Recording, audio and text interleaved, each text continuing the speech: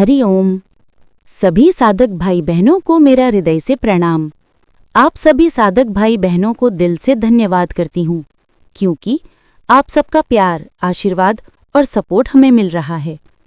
ऐसा ही प्यार, आशीर्वाद और सपोर्ट सदा हमारे साथ रखना, ये हमारी आप सभी साधक भाई बहनों से विनती है।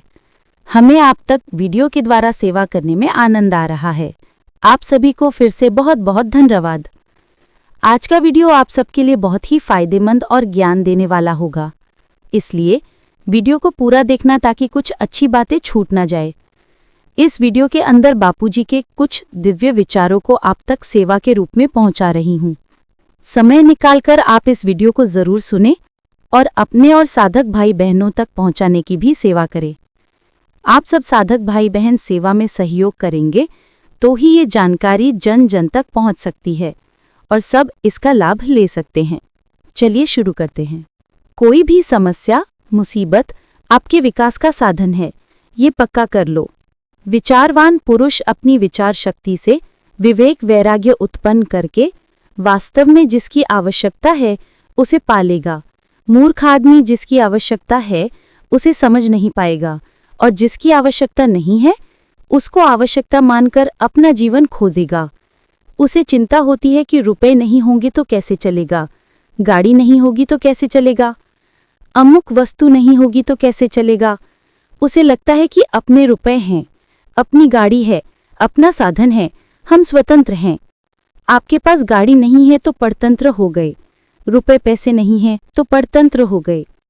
जीवन में शिकायतें और नकारात्मक चिंतन होगा तो जीवन की शक्तियां उसी में क्षीण हो जाएंगी तथा लक्ष्य तक पहुंचना कठिन हो जाएगा।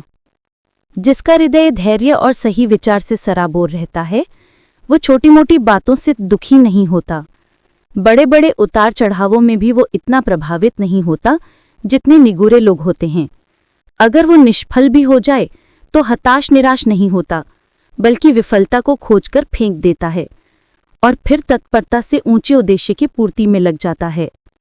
वे सच्चिष्य देव हैं जो तितिक्षाएं सहकर भी सद्गुरु के ज्ञान व इस संस्कृति की दिव्यता को बांटकर मानव मन के अंधकार को नष्ट करते हैं।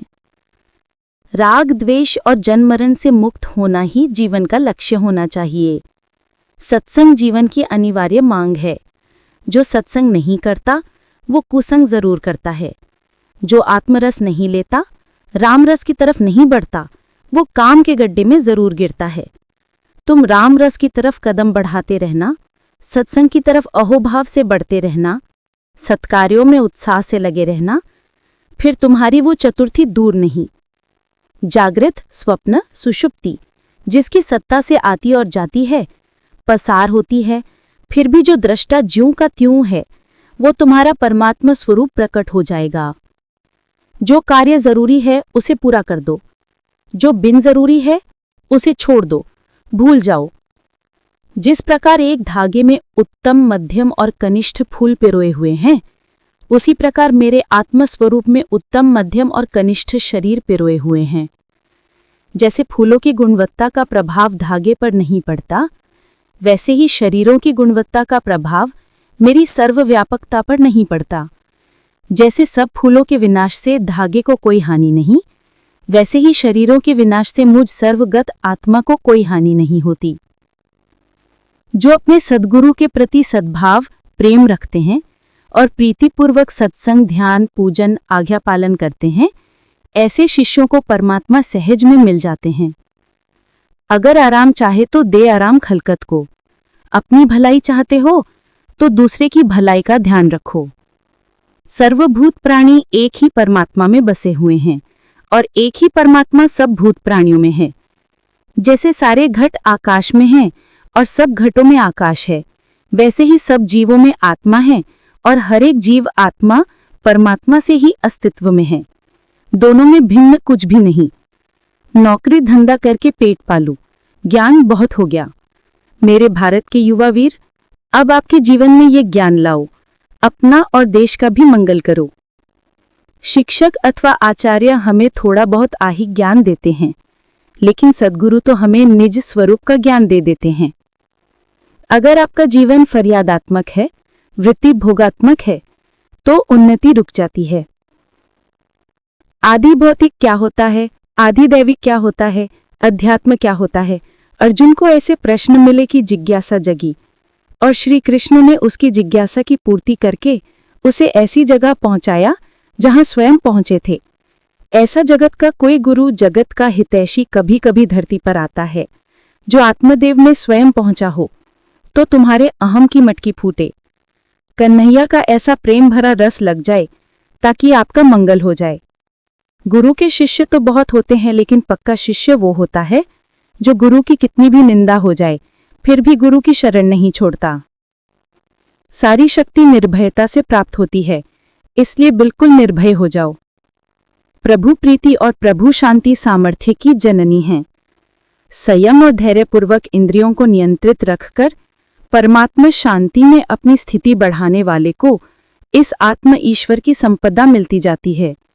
इस प्रकार प्रार्थना करने से तुम्हारे भीतर परमात्मा शांति प्रकट होती जाएगी, और परमात्मा शांति से आत्मिक शक्तियां प्रकट होती हैं जो शारीरिक, मानसिक, बौद्धिक और संगठन बल को बड़ी आसानी से विकसित कर सकती हैं। जिनके जीवन में ब्रह्मज्ञानी सद्गुरु का साया नहीं है, उनकी तबाही भी निश्चित है। कभी किसी को डांटो या कुछ भी करो तो भलाई के लिए करो, वैर के गांठ न बांधो, तो समता आ जाएगी। अनन्य चेता सततम, जो पुरुष अनन्य चित्त से भगवान का निरंतर स्मरण करता है उसके लिए भगवान सुलभ हैं। परमात्मा और अपना जो नित्य संबंध है उसकी विस्मृति होते ही अनित्य संबंध को सच्चा मानते ही अनित्य से आक्रांत चित्त दुख, क्लेश, मुसीबतों का पात्र बन जाता है। नित्य स्मरण साधन जन्य नहीं है, क्रियाजन्य नहीं है। नित्य स्मरण का मतलब है कि तुम्हारा आत्मा और परब्रह्म परमात्मा, इन दोनों की आपस में अभिन्नता है, इसका स्मरण होना। जिसने एक बार गुरु को संतुष्ट कर लिया उसे फिर किसी को रिझाना बाकी नहीं रहता, कहीं जाना बाकी नहीं रहता। गुरु ऐसे तत्व में उसे जगा देते हैं। जिसके जीवन में शील होता है उसको ईर्ष्या, पुण्य, क्षीणता या भय नहीं होता। शील आभूषणों का भी आभूषण है। ईश्वर के राज्य के सिवाय और परमात्मा के पद के सिवाय आज तक तुमने जो बटोरा और जो बटोरोगे, आज तक तुमने जो जाना और आज के बाद जो जानोगे, आज तक तुमने जो मित्र बनाए और आज के बाद जिन्हें संसार के मित्र बनाओगे, मृत्यु के एक झटके में सब के सब छूट जाएंगे। दरिद्रता के पात्र कब तक सजाए रखोगे? भीख की चीजें कब तक अपने पास रखोगे? दृढ़ जिज्ञासा से शिष्य को गुरु के पास जाने की इच्छा होती है।